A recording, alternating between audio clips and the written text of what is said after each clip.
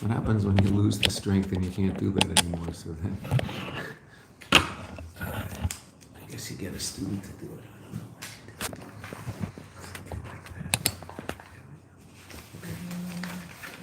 don't know. Okay, we saw yesterday the amazing shot. Yes, the answers to the questions that were asked in the beginning of his dalet. The most important question the Rebbe asked was how can it be that the king, the part of the mashal of the king accepting us and showing us a shining countenance, why is that part of the mashal? The response of the king to ani ledodi v'dodi li, according to the Alter Rebbe, is in Tishrei. Yes, there's Yud Gimel Yisarachimim, but that's not a response to our avodah. Yud Gimel Yisarachimim is the king in the field in the first place, right? And that's only in a sinus koyach, and it's not a hisaros milamayla. So then, why is the king's response part of the mashal? That seems to defeat the purpose of the mashal. Okay, and the Rebbe's answer was the king's reaction in the field is not a response to our avodah. It's before our avodah, and it's the response of the king to our desire to come to him, but we haven't actually come to him. In other words, we want to do a ledodi, but we haven't done a ledodi yet. And therefore we get an extra push from the king's response, which triggers our essential connection to the Eibishter. The Eibishter's essential love for us triggers our essential love for him, and therefore we want to go see him. That's Elul, according to the Rebbe, which is really quite astounding. Okay, so now, what's left to do? Well, the Rebbe's going to ask a pretty powerful question based on what we just said, which I think you were all bothered by yesterday. It certainly sounds like an arousal from above before I do what I do. I haven't done anything, and the Eibishter ultimately arouses in me an appreciation of my essential connection to him. Well, okay. To put it in slightly different terms, the Eibishter reveals who Ani really is. Who's Ani? Someone who has an essential connection to the Eibishter. That's who Ani is. Okay. It seems to be coming from above. Let's see. B'tzarech lahavin. Where's what the Rebbe asks? The mihanal moving from based on what we just said, it's understood. Shagili shebe'elul. And now we're going to see why the Rebbe added that word, his urus, the first time the Rebbe talked about the king in the field. First time, it wasn't the king in the field. First time the Rebbe talked about the Yud Gimel Midas Arachamim, the Rebbe said, "Ubefrat kishirachas melakus," right? That as a result of this is in his base, even though Elul is ani ledodi, nevertheless, there's from the arousal below of a person, particularly when he's far away. But that happens al yadei, and the Rebbe added the word hisaurus. Hisaurus when it's seen as koyach milamayla. We don't understand that because the whole rest. Then the Rebbe starts emphasizing time after time after time. It's not a hisaurus. It's only a seen as koyach. Now we'll see why the Rebbe put that there. Tzarech lahavin, the mihanal, based on what we just said, muvan shagilu shebe'elul, that the revelation of Elul, the Yud Gimel Yisarachim. It's not only in a sinus koyach. And what's that in a sinus koyach? The kishamelech besada yeshnei reshus v'yachelis, that when the king is in the field, everybody has the permission and the ability added by the Frierdiker Rebbe. L'kol echad, every single person lahakbil es panav, to receive the king. Elagam me'erer es adam. Oh, it also arouses a person. By virtue of the fact that the king receives them graciously, so that's a certain Yisarus Milamala of the Rebbe taught us, right? That we have a desire to go see the king. We might not act upon that desire. The Eibishter accepts that desire graciously, and the king said, the Rebbe said that the fact that the king accepts that graciously arouses in us a greater desire to go see him. Therefore, we overcome the obstacles that might bother us normally. That's what I've said. So therefore, the fact that we're going to see the king seems to be based on the fact that he helped us overcome those obstacles. Okay, and that's just makabel panim, but save panim yafes. Marapanim Sheikha case is much greater, where the what's triggered by our desire to go see the king is not only the cause, the pleasure the king gets from that, which arouses in us a greater desire to go see him, but it triggers his essential pleasure, which is the etzem metzias of us, which triggers in us that our etzem metzias, our essential existence, is him. So isn't that all coming from above? Sure sounds like it. Huh? Okay.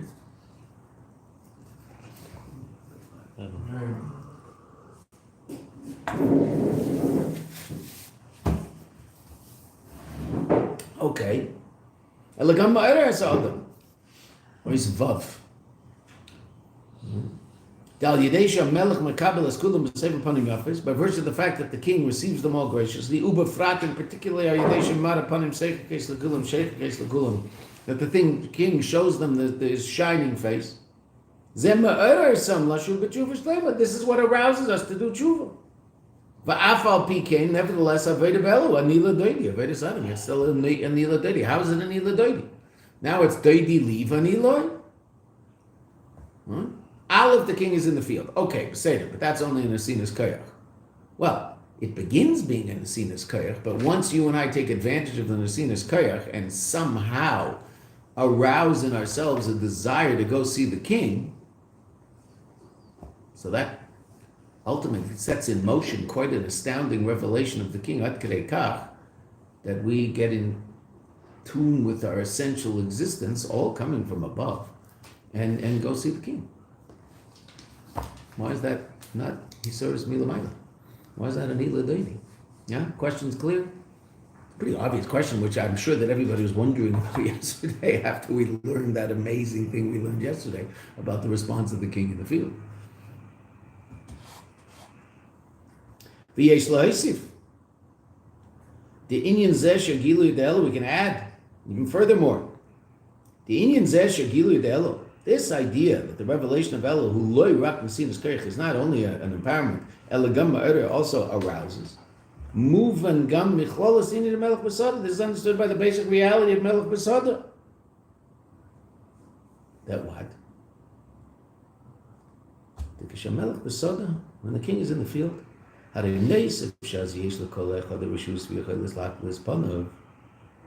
addition to the fact that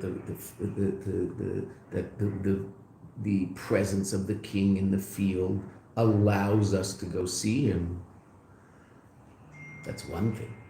The understanding of the that the king is in the field, in the same place that they're found, that arouses them a desire to go see the king. The Rebbe says the whole meaning of Melech B'Soda. What as soon as the people hear the Melech B'Soda, what are they going to want to do?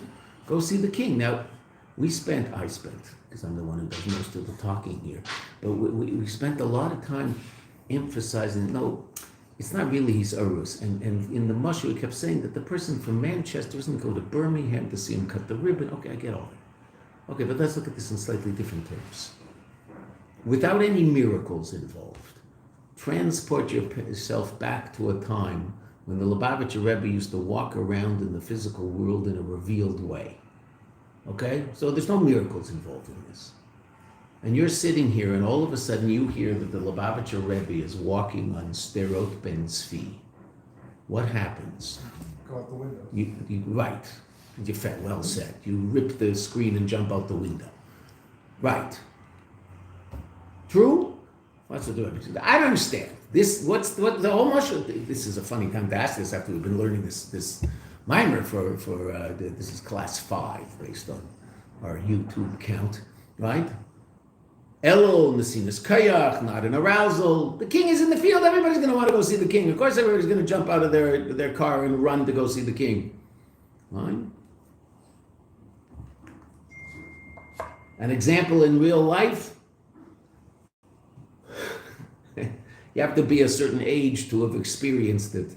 All of a sudden, the Rebbe in the latter years that we saw the Rebbe, so the Rebbe used to come daven with us, Shacharis Mincha Marav. For most of the Rebbes in Tzitz, that was not the case. But the last years, the Rebbe started davening with us every 3 times a day. And so anytime you want to see the Rebbe, you go to Mincha, Seder. So people got used to that to a certain degree, and not everybody who lived in Crown Heights went to Mincha every day at 3:15 by the Rebbe. They couldn't go to Mincha every day at 3:15 by the Rebbe. Who was there? The students were there. Anybody visiting Crown Heights was there. But businessmen had a store to run, and so they would daven whenever they daven. And there were all sorts of minyanim at other times for Mincha in 770, right? And also Marav. Not everybody could be there. The Rebbe's Marav, so sometimes had people daven early, whatever. Shacharis, 10 o'clock. Not everyone could be at Shacharis at 10 o'clock. Most people had to be at work before 10 o'clock, right? Okay, so people went to the Rebbe's minyan, and it was full, it was very full, but it wasn't packed like Shabbos. Okay. What if the Rebbe started saying a sikha after Mincha? Sometimes the Rebbe would just turn around, right? And there were ways you could figure out. Evidently, interestingly enough, there is someone who says, and he claims this, he claims that Ad Kedei Kach, that he used to tell everybody what was happening, and he was always right. But there was a certain way that the Rebbe was masader his mustache and beard before he said a sikha. And he would notice it when the Rebbe was davening, and he would tell people the Rebbe sang a sikha. And people would start showing up early. Right? But what used to happen very often, that the Rebbe would turn to Rav Groner and give Rav Groner the sign that the Rebbe was about to say a sikha. Right? So there was a stender at the end of the platform where the Rebbe davens, and they would set up a microphone there was a microphone on the side. They'd plug it in and set it up. And the Rebbe would start to say sikha. Sometimes after sikha, the Rebbe would give dollars down below. Yes, no. So the Rebbe would say sikha. If that happened, so later on there were the beepers. Remember the beepers? There were the beepers. This is all before smartphones, right? So information had to be passed in somewhat low-tech ways. Not pigeons, but it's still low tech, relatively low tech. People bought beepers, and you had a Crown Heights beeper, right? Businessmen had a little beeper that if they got a phone call in their office, they'd get a beeper, and they could play the message on their beeper. That was high tech in those days. That was like, wow, he could hear the message here as he's in his car or whatever. So there was a Crown Heights beeper, and there were beeps for different things, right? So one of the beeps was the Rebbe sang a sikha. So people would get a little beep. Now, when that happened, if you're on Kingston Avenue, now I was rarely ever on Kingston Avenue because I was a visitor. So I was in 770 Avenue with the Rebbe. Why would I be on Kingston Avenue buying something? But if you happen to be out on the street, you'd see all sorts of people pouring out of the stores, right? And people who own stores would go out of the store and lock the store and run to 770 and listen to the sikh and then run back to the store. I do remember once driving back from Borough Park. It's my last day. I was flying out that night, so do the shopping for the family in Borough Park that day, and I was driving along Parkside, and I was about to take a left onto it's also Parkside, and then a right on Empire to go back to Crown Heights, and all of a sudden I see Bachrim running from Ocean Avenue, right from the Yeshiva, the Chabad Yeshiva, and they're all running. So obviously the Rebbe's stalking, so I told him, I threw as many buckers into the dollar rental car as I could, and I said, "What's up?" The Rebbe saying sikha and 770. So we drove, instead of unloading the packages where I was staying, we drove straight to 770, parked the car, and ran inside and heard the second half of the sikha. That would happen. Why? A meluk b'sadeh. Right? The Rebbe's talking. Everybody goes. They're running. He's not Yechidus. He's not in his palace. You're not seeing him one-on-one. You're not seeing him, so to speak, in all his glory in Yechidus. He's out talking. Oh, everybody wants to go see him. Reasonably. Right? The crowds that would gather around every time the Rebbe would get into the car just to go to the oil. I mean, when the Rebbe is out there, so people want to see the Rebbe. Melech B'Sada. So how can we possibly say, the Rebbe asks, after all this, and not only all this, 7 generations of Chassidus regarding the mashal of Melech B'Sada, where it's not a Hisorus, it's only the Rebbe just threw it all under the bus. How can you possibly say that the Melech B'Sada isn't ma'arer in the subject the desire to go see the king? Even just, not even mitzad the pnimius of it, even the chitzonius of it. Even if he's not your king, you would go. Right? Because people stop at traffic accidents. If Bibi Netanyahu were walking down the street, people would all go out and look. It's not my king. Okay, but he's a famous person. Everybody would find that interesting that Bibi Netanyahu is walking down the street. I think we'd have a hard time keeping people in class. Right? Right? Let's say there's some people who are very, very religious and they won't go as a sign of their religiosity. Most people would find it interesting to go. Say, oh, there's walking down the street. The people who don't go because they don't even think about it, that's one thing. The people who don't go to Dafka, don't go. Better to go than Dafka not go. Because you might get haughty by not going. Okay, fine. It's interesting. Prime Minister. So now we're not talking about a prime minister, we're talking about a king, and that's a completely different reality. Because the king is essentially connected to the subjects, and we know that, okay. So how can we say that it's not a Yisarus? The king is in the field. Wild. After all that. So now we have to re-understand everything. One could explain this as follows.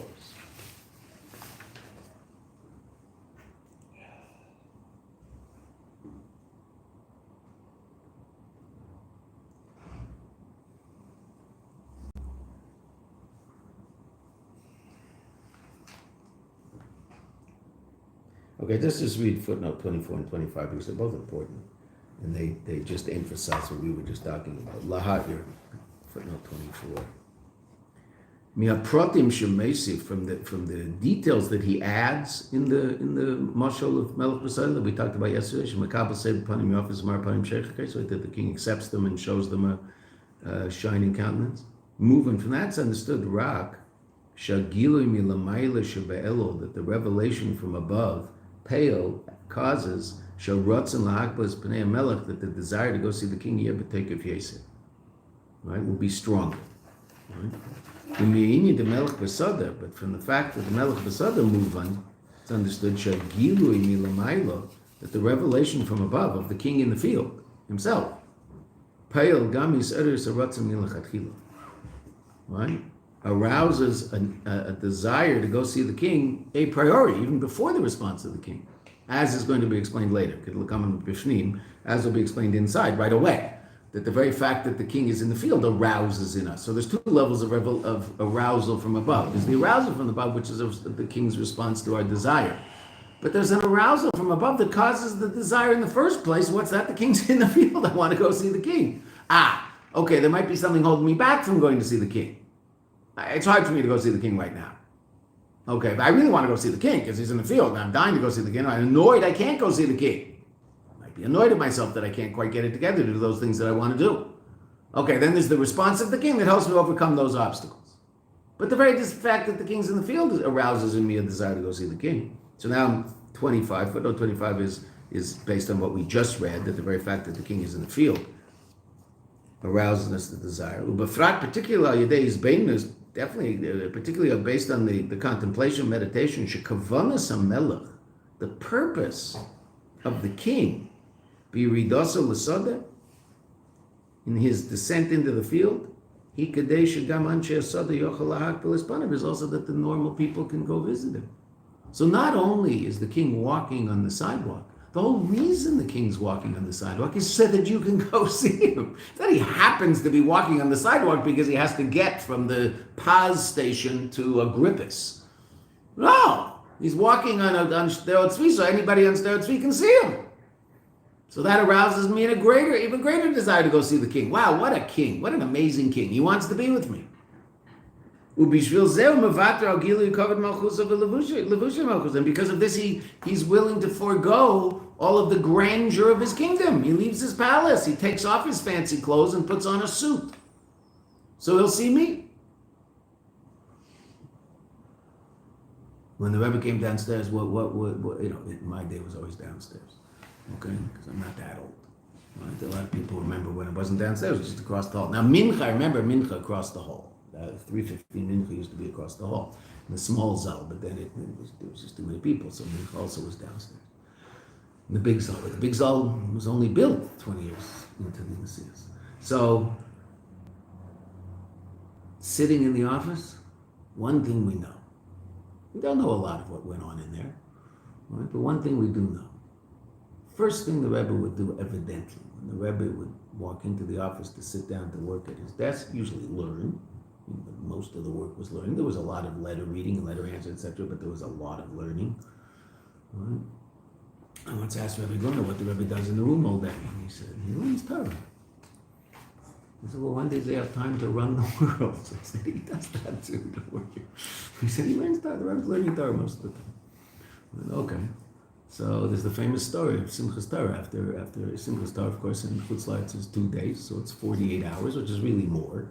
Right? So after 48 hours, which is really about 50-something hours, because after Simchas Torah, there's also Keshel Bracha, and the Rebbe's giving out wine to anybody who comes, and a lot of people came. It was an hour and a half, 2 hours in the early years. It was 5 hours in the later years. So after 50-plus hours of non-stop action, and we know the Rebbe didn't sleep, so the Rebbe left downstairs, walked up into the Rebbe's room, and Rabbi Pekarsky, who was the Rosh Yeshiva, he was a Ger Chassid, who was the Rosh Yeshiva in 770, but he was very close to the Rebbe, and he used to spend Simchas Torah. He lived in Borough Park, but he used to spend Simchas Torah in Karnak. So he followed the Rebbe upstairs. He wanted to know, what was the Rebbe doing now? After all that, what did he do? Right, so he followed, and he looked through the keyhole to see in the room. So he's looking, what does he see? He sees the Rebbe goes into his room, takes a Gemara off the shelf, puts it on the table. The Rebbe's hat is off, the Rebbe's jacket is off. He sits down, opens the Gemara, starts to learn. Now I can do what I need to do. Sits with the Eibishter, learns stuff. After all that, right? You think, I take a nap? No. Sits and learns. Evidently, whether it was Gemara Sukkah, Gemara Sanhedrin, there's different. Such an amazing thing. But one thing Rabbi Gorner did tell us, that one of the things the Rebbe did right away, interesting enough, was take off his shoes. Rebbe, take off your shoes. Right? Rebbe's shoes. Also, the stories about the Rebbe's shoes, not for now, it's a long story, it's an amazing story. But actually, when was it? Gimel Tammuz, I think, we talked about the story. Maybe Yud Beis Tammuz. Famous story about the shoes, amazing stories about the Rebbe's shoes. But there was the bottom line, the Rebbe's shoes were very old, and the Rebbe would refuse to get new shoes. There were 5 pairs of new shoes at home. The Rebbe bought the Rebbe new shoes constantly. The Rebbe would not wear the new shoes. And the Rebbe's old shoes were very beaten up. Ad kedei kach that someone I know, a friend of mine who davens in our shul in Arnof, was once in the office where they were shining the Rebbe's shoes when the Rebbe was wearing his Ehel shoes, the non-leather shoes to go to the Frierdiker Rebbe. And so that when the Rebbe did, he put on his shoes, the shoes for the oil in 770. So you get in the car with those shoes on. So they would then shine the Rebbe's shoes, take the Rebbe's shoes and shine them and put them back in his office. So he was in the office where they were shining them when the Rebbe was at the oil. He said, what are those? He said, the Rebbe's shoes. He said, wow. So he put his hand in the Rebbe's shoes. He said you could feel the nails. So there was no sole. You could feel the nails. So the Rebbe took off his shoes. So when the Rebbe came down to us, the Rebbe said that there was actual specific kavanah of the king to go to the field to go see the people. So the Rebbe would have to put on his shoes and then put on his coat and his hat, and he would sit at the desk without his coat and hat. Right? When people came to visit us, the Rebbe was dressed with his hat and his suit and a gartel. But when the Rebbe was sitting and learning, there's that one famous picture of the Rebbetzin in the office where the Rebbe and the Rebbetzin are looking through letters. The Rebbetzin is helping the Rebbe go through letters. And the Rebbe has his hat and jacket off, and you see just the Rebbe with his short sleeve shirt, and the young couple is going through their levels. Young couple. Right? It's the one picture of the inside.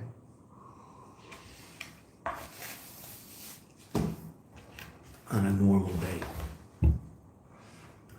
So the Rebbe says when the king is in the field, it arouses a desire for us to see him.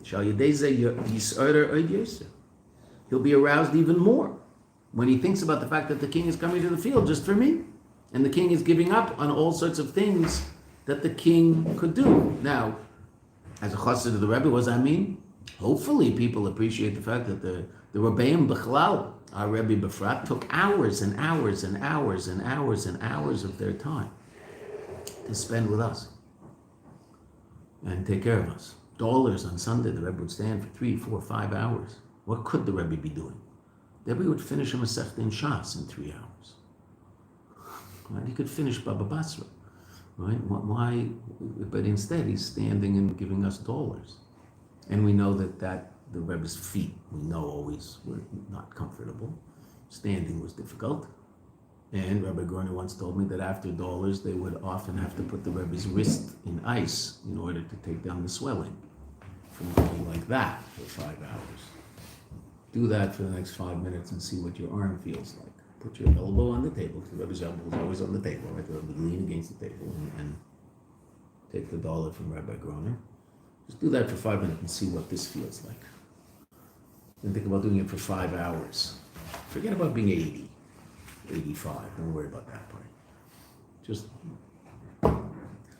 why? Be with us. Okay, so that arouses that person, thinks about that person. Hopefully, if they're a normal, healthy human being, they'll appreciate that. Oh, that's his job. Okay, go back to your rock. Go climb onto your rock again. It's unbelievable. It's not his job. He decided to do that because he wanted to be with us. They decided to go see the king. Dollars? Melech Besodeh on a certain level, right? People wanted to go every Sunday, but everybody in Crown Heights knew you don't do that because they didn't want to bother the Rebbe, right? But so people in Crown Heights only went special days. People who are visiting would go for dollars, obviously. People who are visiting the Rebbe, they'd go. People who lived in Crown Heights, they didn't go to dollars every week. They would want to go to dollars every week, but they overcame that desire because they didn't want to keep the Rebbe standing there for longer. All right, so they would go for birthdays, things like that. I'll just tell you one amazing story that a friend told me. That I'd love to, I don't know the name of this family, and next time I see this person who told me the story, Mendel Tenenbaum, I hope I'll have I'll remember to ask him who it is, but there were a couple of stories came up in a Verbringen in our shul, this is 20 years ago.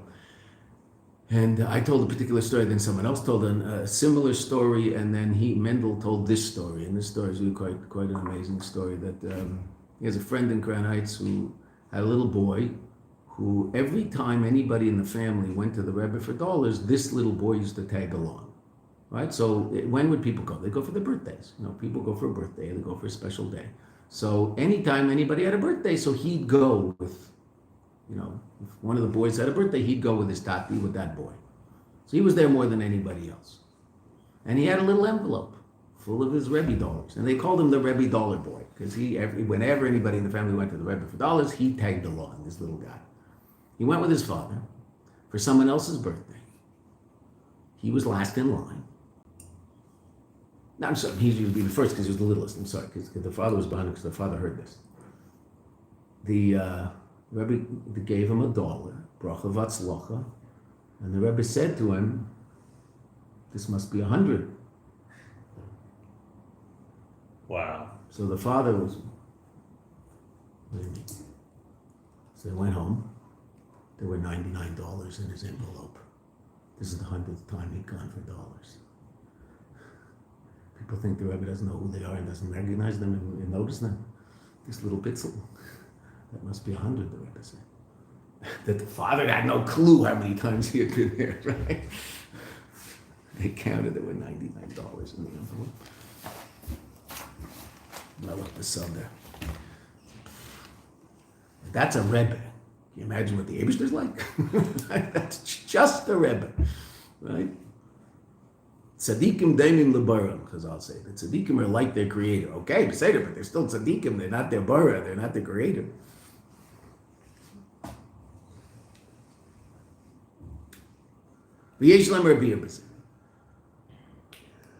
So what's pshat and ani ledodi ledodi lida? Shaharotzen shala'am. Harotzen shala'am. Lahakto is pnei melech. The desire of the people to see the king, hu mitzaretz mitzius, is a function of their essence of their being. The cave in Shem Melech Hu Lev Shel Kol Ha'am, that since the king is the heart of the people. Rambam, Hilchos Malachim, right? Not Chassidus, Niglu, Chazal, Rambam. What's a king? A king is the leiv shel kol ha'am. Lochem, hiskashrusam, the melech, their connection to the king, who betzim mitzvusam, is a function of the essence of their being. It's who they are. Their definition is, as we talked about this earlier in terms of the passports. David Tamori looked at his passport, his Swedish passport. There's no mention whatsoever of a king in the Swedish passport, in case you were wondering, which is interesting. That means there's no Metzias of a king. I mean, it's just not, it's mamish a figurehead. In England, there's still a Metzias because it says subject. Because as we said earlier, so the person sees himself as a subject of the king. That's who he is. Right? Nevertheless, when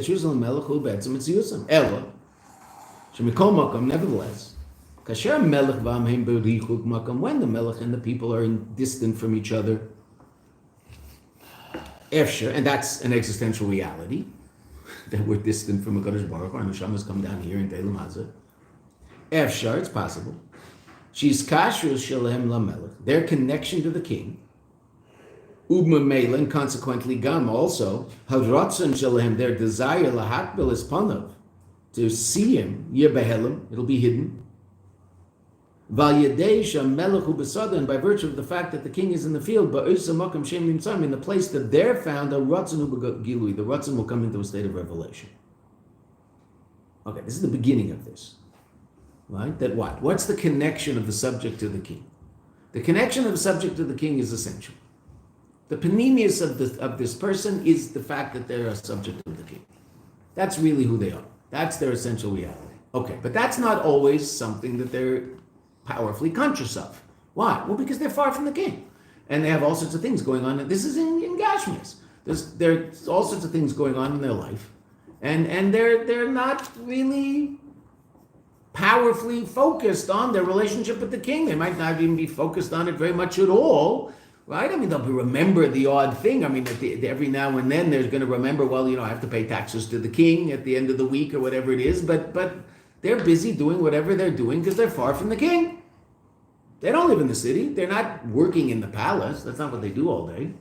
So they have their own life and they're connected to the king. They're still essentially connected to the king. And they if push comes to shove, they think about it, they'll realize that's who they are, and if someone asks them who they are, they'll define themselves that way. But they're not so. They've got their life. They're doing their life. They're far from the king. So when the king comes to where they are, so that arouses in them an appreciation of what's really going on in their lives, and their desire to be by the king is revealed. Okay, so how's this going to help us?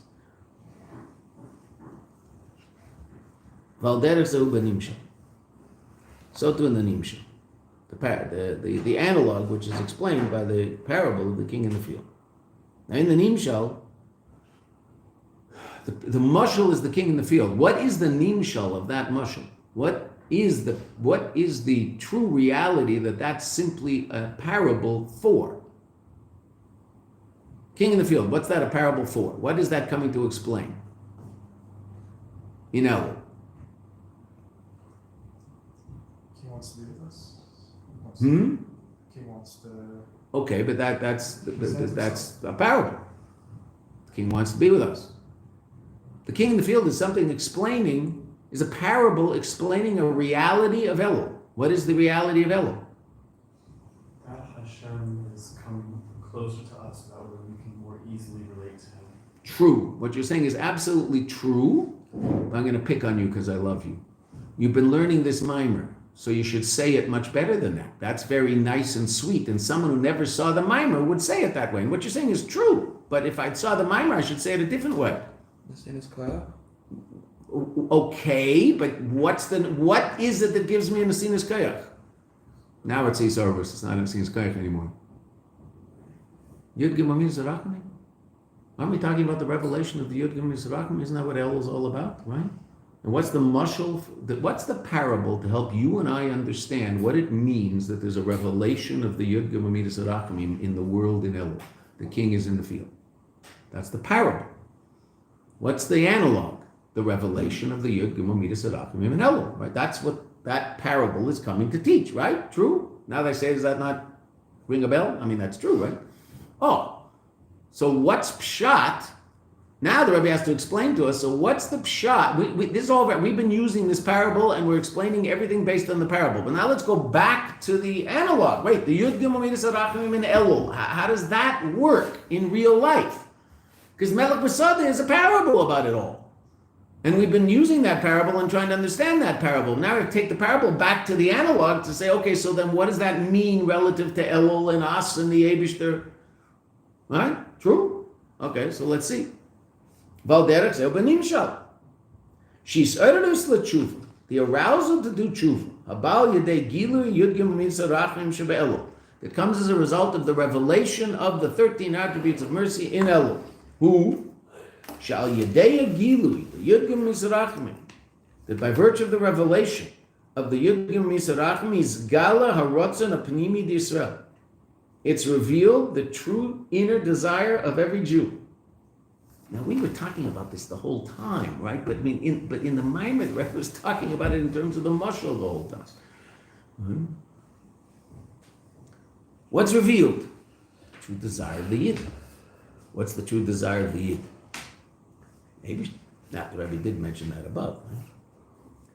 Oh, so now the Rebbe is going to explain that by virtue of explaining the Yid Gimel Midas Arachimim. Who can move on gam mavur. As is, and this is understood also from that which is explained by Hemshech HaMaimer, in the continuation of the Maimer. Again, the Alter Rebbe's Maimer in Likutei Torah and Parshas Re'eh on Ani ledodi v'dodi li, which is what this is all based on. Even though the Rebbe's taken it somewhere far from where it started, but it's still there. I mean, it's still that Maimer.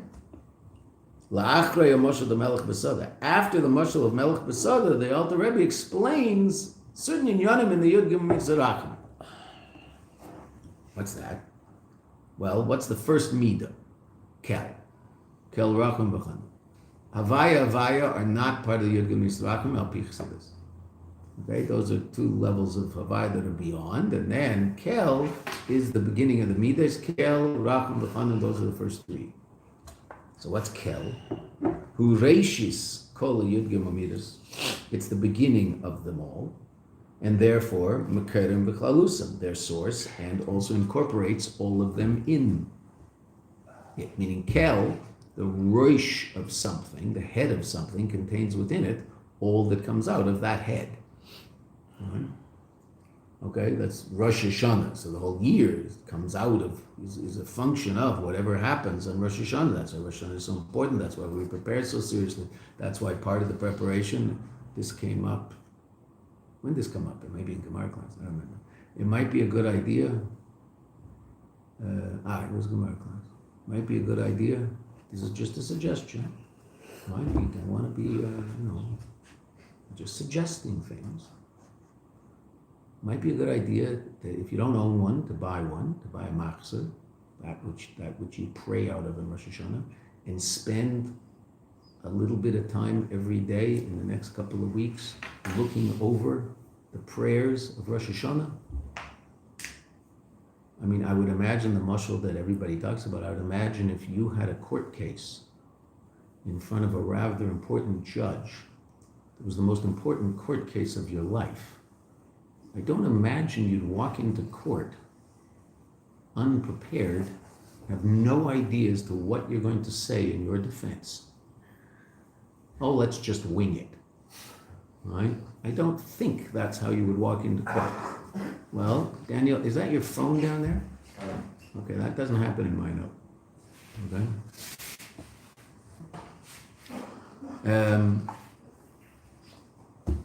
I think I'd probably prepare.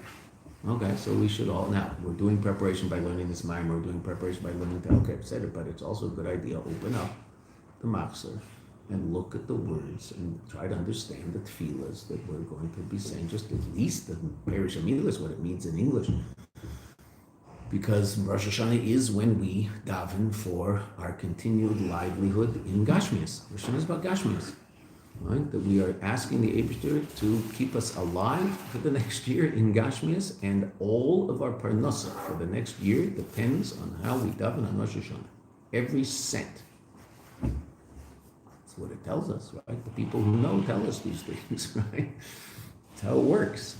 Then I have to go to work, so to speak, I make the reservoir on Rosh Hashanah, and then every day I go to work and I have to draw down from that reservoir in the year. But if there's nothing in the reservoir, I can go, there's nothing to draw down. Okay, so we have to make the reservoir in Rosh Hashanah.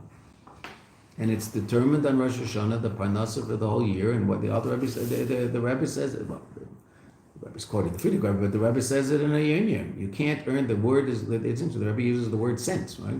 Samach ayin nun test. Can't earn 1 cent more than what was determined on Rosh Hashanah. Okay, so I guess I should walk into that proceeding with a certain understanding as to what I might want to say. In addition to the words that are in the Machzor, I also might have certain things that I personally would like to say to a Kadosh Baruch Hu. Okay, I'll say that. But that's Rosh Hashanah. It's the klal of the whole year. The whole year is contained in that day. So too Kel is the klal of all the Yud Gimel Mizrachim. They all emanate from that place. So if we understand what that is, we understand something about all the Yud Gimel Mizrachim. The Inyan Shem Kel, what's Shem Kel about? Hu Orein Seif Baruch Hu Mamish. Kel is an incredibly powerful level of infinite godly light.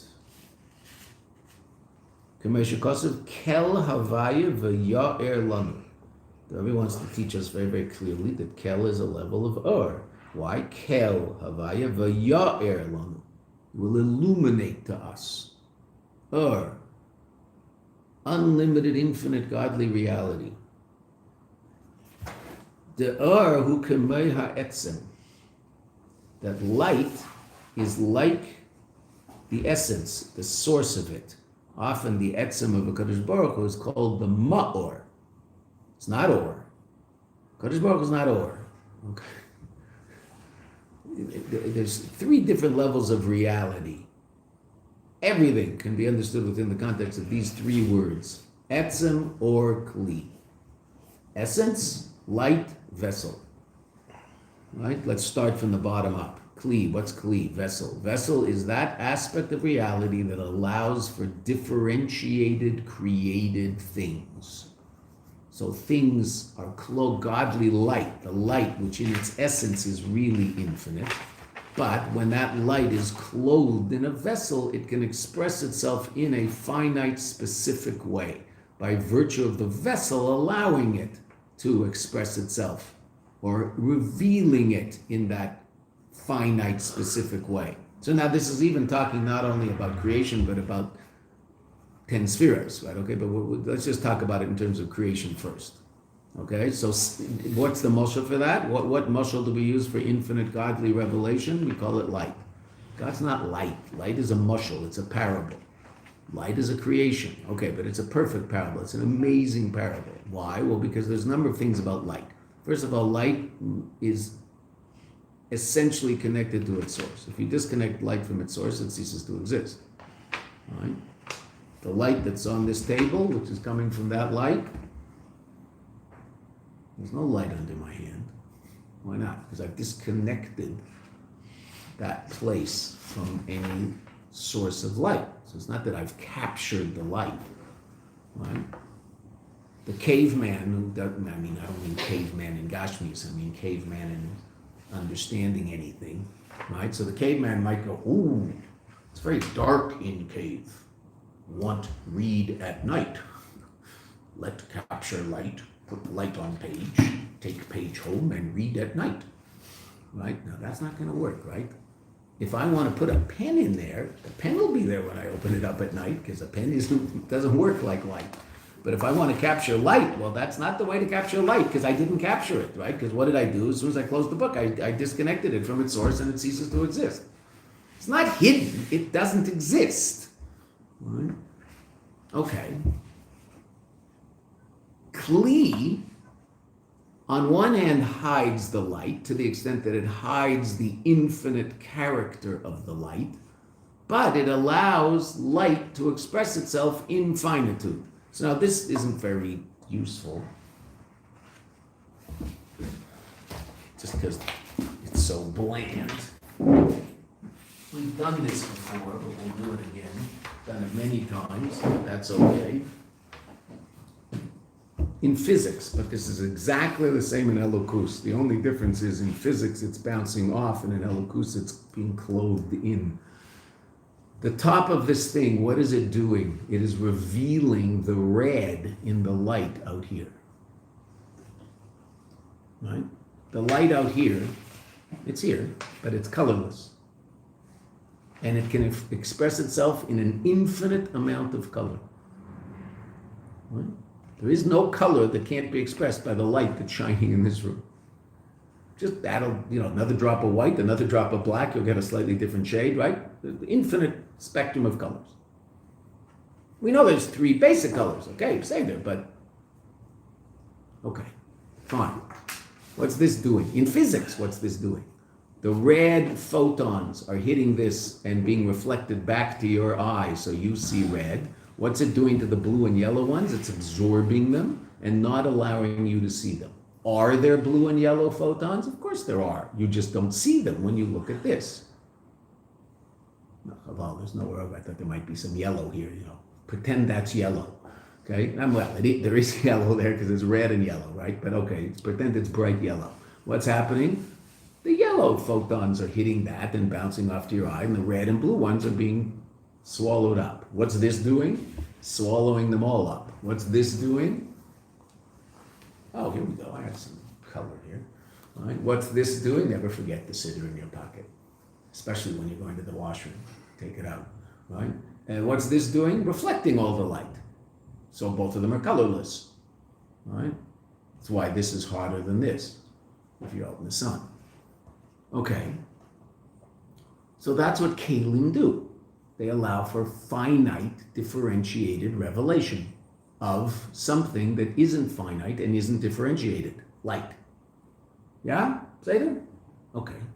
That's one level of reality. It's called Kli. There's another level of reality called light, infinite reality. Light. The infinite revelation of godliness. God's not light, that's just energy. Infinite godly energy, godly reality, godly vitality, godly existence. We call that light. Okay, but light isn't essential existence because light doesn't exist by virtue of itself. It exists by virtue of the fact that it has a source. Right? If you see light, you immediately look for the source of the light because there is a source of the light. No such thing as light without a source. Sort of. There's one, this is parenthetical, but it's just so fascinating that I have to say it. It's my Yetzer Hara, what can I tell you? The Rebbe says an amazing thing regarding starlight. Most starlight has a star that is the source of that light. Right? That's obvious. Okay. But what about those stars that have died? Right? What do they call it in astronomy? So there's such an idea, right, of a star that dies. So what does that mean? That means, let's say the star died yesterday. So that star had a 5,784 year long beam, right? Right? That star, so if it died, that means that there was 5,784 years of a beam of light there that kept getting shorter and shorter as it came closer, right, as time went, until 5,780, now you can do the math, 5,784 times 354 times 24 times 60 times 100, what is it, 186,000? Okay, so that's how long it was. Okay, it's miles. Okay, so that light, that beam of light kept going until finally there's no more beam of light anymore, right? It's like finished. So it took it 5,784 years. Is there any star 5,784 light years away from us? They're all further away, right? So that star, there is, the Rebbe explains that beam of, when the Eibishter created the world, he created that beam of light, but there was no star that was the source of that beam of light. Because that beam of light, how long, if light, the closest star is how far? 4 light years? 4. Okay, so that But that 5,796 years, 4 light years, that's the closest. All right.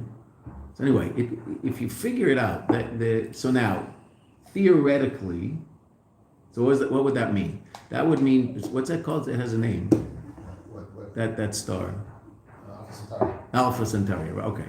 So that star, if it had no light coming out of it the first day of creation, it would take 4 years to get here, right? There would be no starlight for the first 4 years, right? And then 4 years later, all of a sudden, someone would go, ooh, 1 star.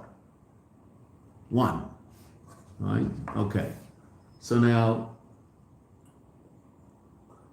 that means it must be that when the Eibishter created the world, he created the star with the beam of light already emanating out from the star, because we assume on the first day of creation that Adam Arishon saw starlight. Right? Didn't take 4 years for stars to show up. It says he created the stars. That means he also Mustama created starlight. Right? Okay. So somehow the Rebbe talks about the fact that if a star stopped existing, the distance that some stars are away from us would mean it would have to have stopped. In order for the light to no longer reach us, it would have had to have stopped existing before the creation of the world. Because there are stars that are further than, right, okay, so that means it's theoretically possible that the Eibishter created not so much a star as simply a beam of light that was 5,784 years long, and that beam of light stopped beaming after a while, because, so to speak, the end of it keeps getting closer and closer to us as the light is emanating downward. Something along those lines. Yeah, Right? I hear what you're saying. Right? I hear what you're saying. Because there are stars further than 5,784 light years away, right? Oh, yes. Most, I think, right? In the way we understand distance. Right. Okay. Something along those lines. So that's light. Light is a mushal used for godly energy. That means something that comes out of something, not the thing itself. Sun is not light. The sun is the sun. What comes out of the sun is called light. Now there is light in the sun, so to speak, because it takes up space, right? But if the sun were, so to speak, a flat surface, so then there would be light coming out from it, but it itself isn't light, it's a sun. It is immanent. Light comes out from it. It's what's called a ma'or. It's not or. It's a ma'or. It's a source of light. It's not or. Right?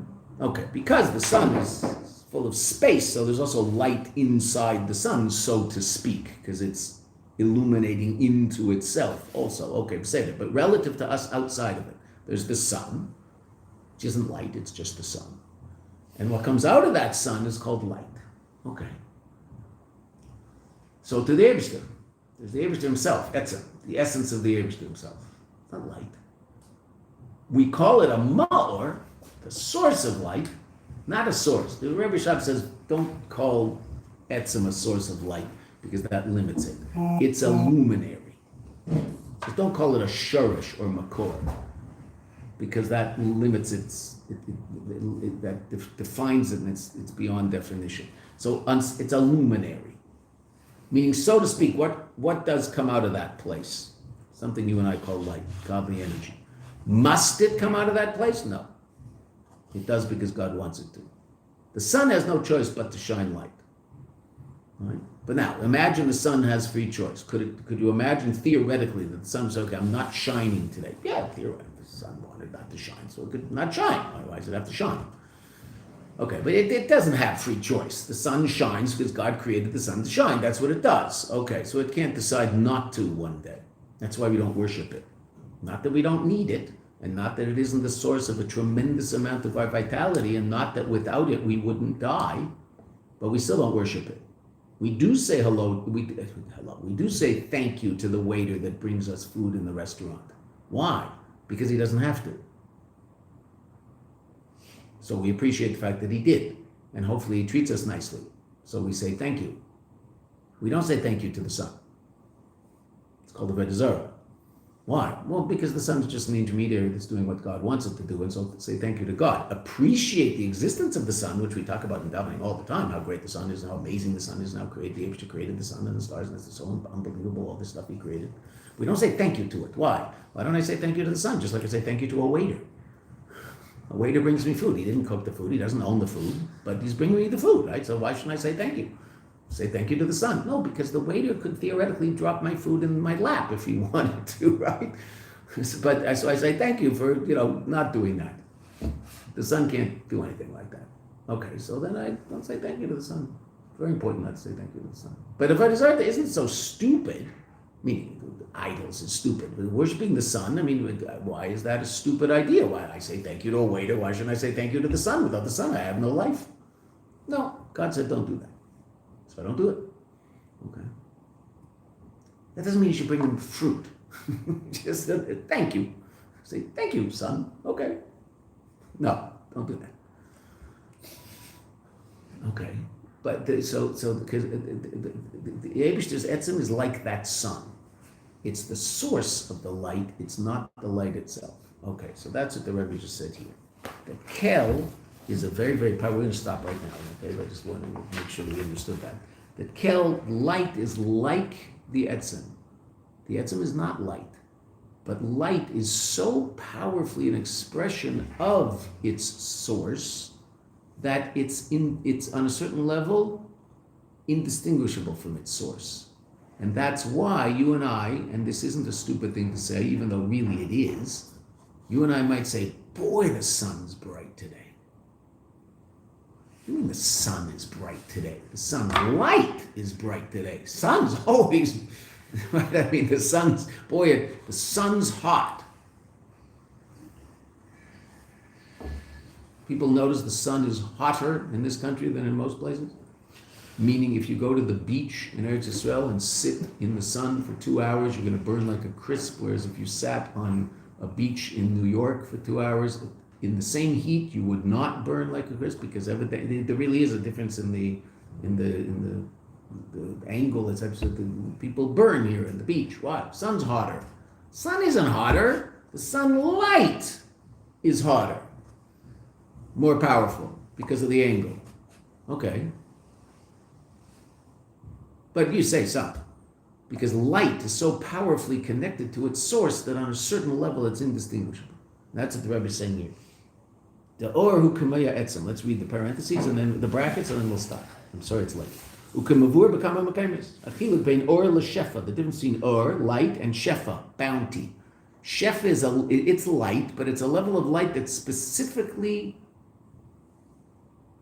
exists in order to be clothed in a vessel, and it's specifically tailored for that vessel.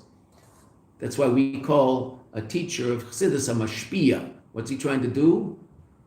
Take that information and put it in a form that it will enter into the intellect of the student. It shouldn't be or, it should be shefa. If it's or, what will happen? Their teachers will teach this way. They're called bad teachers. Though there is something to it, it has a residual effect. Overwhelm the students. Oh, they just overwhelm the student with lots of or. Lots of or, just wow. Okay, but what does the student walk home with? Nothing. A wow, that if the wow causes the student to then go sit and learn, so the wow was good. But if the wow was just a wow, but I walk home and I don't have, I have a piece of paper and it's a blank piece of paper with my notes because I don't have a clue what he said. But wow, was it amazing? That's called a me'ir, not a mashpia. Now there is use to that in certain circumstances. Sometimes it's worth wowing someone to wake them up, but then you have to be mashpia. Right? The wow. Every now and then, even a mashpia will wow. You'll just throw an idea that's this is an amazing idea. Love that we understand it, but it really is an amazing idea, and we should talk about it for a second. Okay, wow, that is it. That's really something. I want to get to the point where I understand that. Okay, but with the mashpia, what's he doing most of the time? Teaching things that are commensurate to the understanding of the student. That's called shefa. So that's all about the kli. Right? Taking the or and processing the or so that it can fit into the kli that it's supposed to go into. That's called shefa. Okay? That's also why we call the physical bounty we get from HaKadosh Baruch Hu shefa. Right? Where are we getting it? The Eibishter. So what's the Eibishter giving us? All sorts of infinite godly light. Okay, go make breakfast with your infinite godly light. I can't make breakfast with infinite godly light. I need some eggs and some potatoes. I can't do it this way. Right? Okay. That's called shefa. What's or? The shefa hu shemashpia mitzamsei masmas tvierach makabel. Shefa is where the mashpia limits himself in accordance with the kli of the makabel, of the receiver. Va'or hu me'ein hamor. It's like the source. Right? That's why people who don't learn Chassidus think God is infinite. Well, God's not infinite. God's beyond infinite. Infinite is limited. God's not limited. Right? Infinite is limited to the extent that it can't be finite. God can be finite. Don't limit God. God can express himself in finite. He created this, and this thing only exists by virtue of his existence, and this thing only exists by virtue of his existence. God can reveal himself in finite and be the source of finite, and so to speak, be the finite, so to speak. He's not finite, but he's not infinite either. He expresses himself in infinite, that's what you and I call or. He expresses himself in finite, that's what you and I call kli. What is he himself? Beyond both. That's called etzem. Okay? That's important to understand in terms of what the Rebbe just said. So that's why or is so powerful, because or is like the etzem. That's why people think, no one makes the mistake. I mean, okay, to say they're stupid, even if it is error, can make the mistake, but no one will make the mistake and say God's finite. God's some guy who lives in an apartment in Geula, and he has a big computer that has everybody in it, and he just sits there trying to figure out, he's playing a video game, trying to zap everybody on his computer, like looking for them to make a mistake. And I got him, good, he's dead, okay. He got a punishment. That's not God. Okay, so you have to be pretty stupid to think about God that way. Okay, fine. God's not infinite either. No, infinite godly light. Godly light is infinite. God's not. God's beyond infinite. Not limited by infinite, not limited by finite. He's the source of infinite. We call that infinite or. He's the source of finite. We call that finite kli. Vessel. What's kel or? Infinite light. Okay, we'll see how that's relevant to us tomorrow. You wanted a reminder about the WhatsApp group? Yeah. If anybody wants to, we have a WhatsApp group called Chassidus Brings Mashiach. I did not make up the name. I think the name's fine, but I didn't make it up. Moshe Ravnoy made it up. If you ever met Moshe Ravnoy, you'll understand why the name is what it is. It's a good guy. So the number here, I can write it on the board because I took out this pen. This is the number. So if you send me a WhatsApp, I'll put you on that group.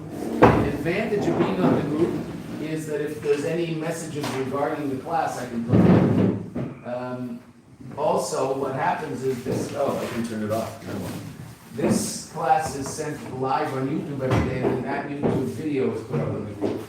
So, okay, but this is my number. You have to do a plus, of course, because of,